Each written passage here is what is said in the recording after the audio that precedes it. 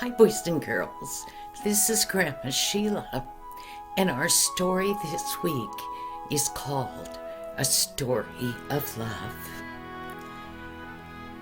Boys and girls, do you know what one of the next few days is going to be?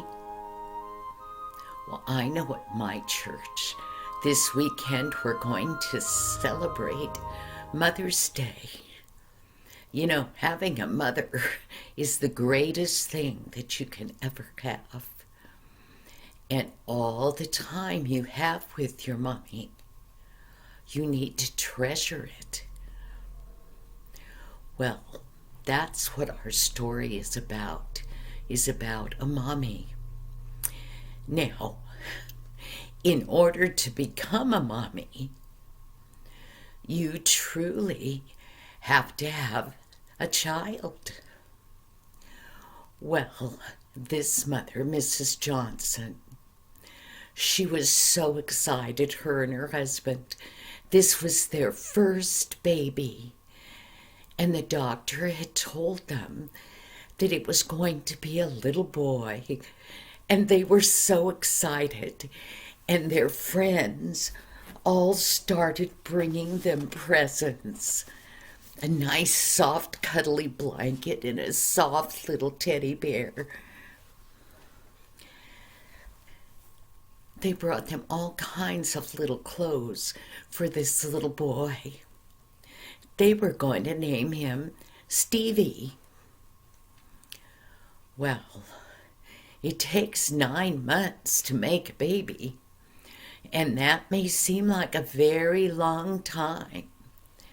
But you know, I've had 3 babies, and that 9 months goes very speedily. My babies are all grown and have babies of their own. Well, as this mommy, Mrs. Johnson, waited, one day it came time for that baby to come. And mommy was having pains in her tummy, and they were coming every so often. And she knew that it was almost time for Stevie to be born. So Mr. Johnson gathered her up in the car and took her to the local hospital. Well, it took a while to have the baby, but finally she heard the cry of the baby, and she knew that little Stevie was born and with them. And Daddy and Mommy were both so excited. Well, when the doctor gave Mama Stevie, she looked down at him. Well, all mommies want to look at their babies, and they want to count and see how many fingers they have. Are they all there? 1, 2, 3, 4, 5. Yes. The other hand, 1, 2, 3, 4, 5. Yes, they have 10 fingers, and they have a little nose, and they have little feet, and they have little toes. It's wonderful. Well, Stevie's mother was no exception. She carefully pulled back the blankets to look at little Stevie, and then she went, and the doctor quietly turned away toward the window. Then he turned back around. He said, "I'm sorry, Mrs. Johnston, but Stevie was born without any ears." Without any ears? Oh, it wouldn't have been so bad if Stevie had been a little girl, because she could cover up those ears with her hair. Well, of course, Mother and Father wanted to know if he could hear. Was he deaf? And the doctor said, no, he's not deaf. He just doesn't have the outside part of his ear. Well, as a baby, Mommy would keep him covered up so nobody saw. But you can't do that when your little child gets bigger and they're running around and they're a little boy. Well, Mother dreaded it when Stevie would go off to school. You know, Stevie often forgot that he didn't have any ears. That is, until he went to school. Kids can be very cruel. And it wasn't more than a day till all the children at school would point and they'd laugh. Little boy with no ears. Well, Stevie, he'd come home from school and he would cry. Oh, he would cry. And he would just sob. Mommy, what am I gonna do? Well, Mr. Johnston had gone to see the doctor. And he said, isn't there something we can do?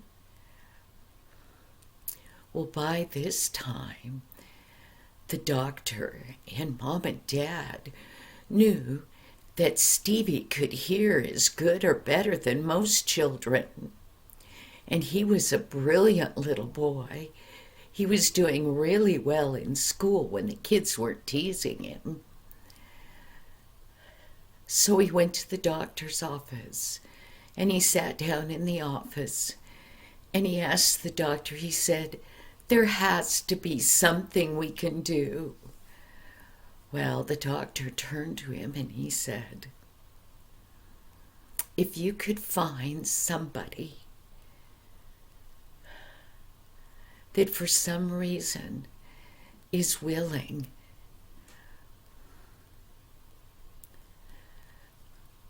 to give just the outside part of his ears, I think that I could do the plastic surgery to attach them. Well, years went by, and people, even, they laughed at Stevie.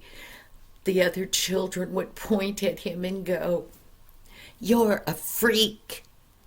Well, Stevie didn't want to be a freak. He wanted to be like all the other kids. Was it Stevie's fault that he didn't have any ears? No. The rest of his ears worked fine. He could hear. He just didn't have the outside part of his ears. Well, it was getting time for Stevie to go to high school and then to go off to college and the university. One day, when Stevie was older, he came home from school and his father said, Steve, that's what they called him now, because he was too old to be called Stevie anymore. He said, you're going to go to the hospital. Somebody has been willing to donate the outside of their ears to you. Steve couldn't believe it. He was going to have ears. So he went off to the hospital. And sure enough, they were able to attach those ears. Stevie went off to high school. And it was wonderful what a difference those ears made. The kids never again teased him. Matter of fact, most of them forgot about his ears. He was just Steve, and he was a good student, and he was kind and fun and courteous. But there was one thing.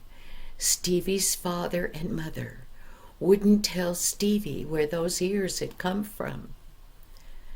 Steve would have liked to have gone and thanked that person, because what a difference it made in his life to have ears. Well, finally, he went off to college, and he did really, really well. He studied hard, he got good grades, and when he graduated, he was going to be a diplomat. That was a big thing. But he still wanted to know. He still went to his father. He said, "Can't you tell me now? I'm all grown up." And Father said, "No, I made a promise. You'll have to wait till the time comes." Well, Stevie got married and had little Stevies of his own. And life was good. But he kept wondering, who was the kind person that gave him his ears? Well, years went by. And finally, one sad morning, Stevie's father called him, and he said, "Steve, I'm sorry, but your mother died."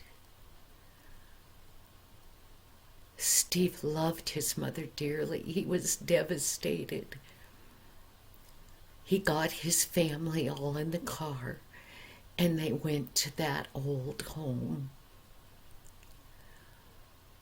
Finally, Father said, "Well, it's time for us to go to the funeral home." They all wanted to see Mother one last time. As they were standing there saying their goodbyes, you know, a dead person can't hear you. But they couldn't help but say goodbye, even though they knew she couldn't hear. And Father carefully reached down, and he lifted up the hair on Mother's head.